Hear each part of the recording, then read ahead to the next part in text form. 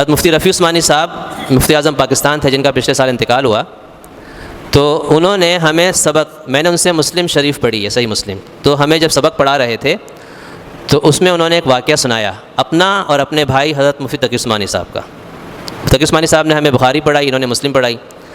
تو انہوں نے ایک واقعہ سنایا، فرمایا کہ ہم جب جوان تھے تو ہمارے بڑے بیانات ہوتے تھے کراچی کی مختلف مساجد میں، اچھا بیان کرتے تھے، لوگ دعوت دیتے تھے، ہم بیان کرتے تھے، ہم دونوں بھائی۔ تو ہمارا اصلاحی تعلق تھا حضرت ڈاکٹر عبدالحی عارفی رحمۃ اللہ علیہ، جو حضرت تھانوی رحمۃ اللہ خلیفہ تھے، اور یہاں حیدری میں ان کا گھر تھا، سنا اب بھی ان کے بیٹے وہاں ہوتے ہیں حیدری میں۔ تو ان کی مجلس میں ہم ہفتے میں ایک دن جایا کرتے تھے، بہت بڑے اللہ والے تھے، ہومیوپیتھک ڈاکٹر تھے وہ۔ تو انہوں نے ہم سے ایک دن کہا، ان کی مجلس میں ہم بیٹھے تو انہوں نے کہا کہ دیکھو،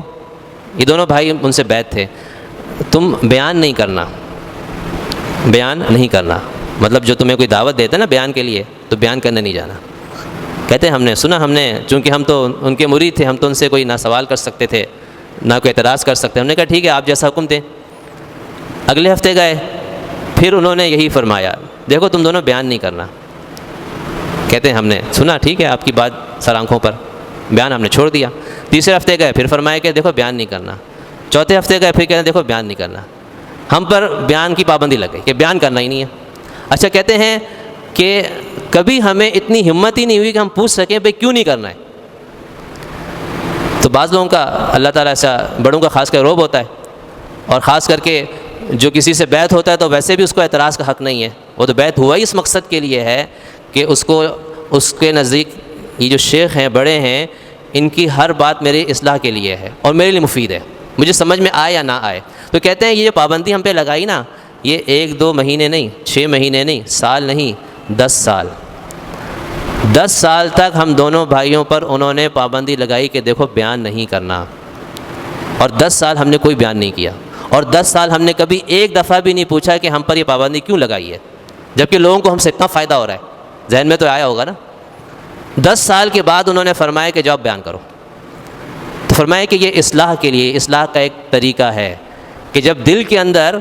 بیان آدمی کرتا ہے نا تو بسا اوقات عجب پیدا ہوتا ہے کہ بھئی میں کچھ ہوں، تو اس لیے تو میں بیان کر رہا ہوں، میں کچھ ہوں نا۔ جب میں آتی ہے نا دل کے اندر، تو اس میں کو نکالنے کے لیے انہیں پابندی لگائی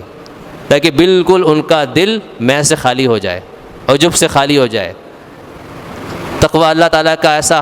جو ہے نا استحضار آ جائے کہ بس جو کچھ کرنا اللہ کے لیے کرنا ہے۔ اب جب بالکل نا امیدی ہو گئی نا، اب تو ان کا شاید ذہن میں ہوگا کہ اب تو زندگی بھر شاید ہمیں بیان کا موقع ہی نہ دیں، تو اب فرمایا جاؤ بیان کرو۔ تو اب وہ جو پابندی انہوں نے قبول کی، اس کا صلہ اللہ نے یہ دیا کہ اللہ نے ان کو اتنی شہرت دے دی کہ لوگ ان کے بیان سننے کو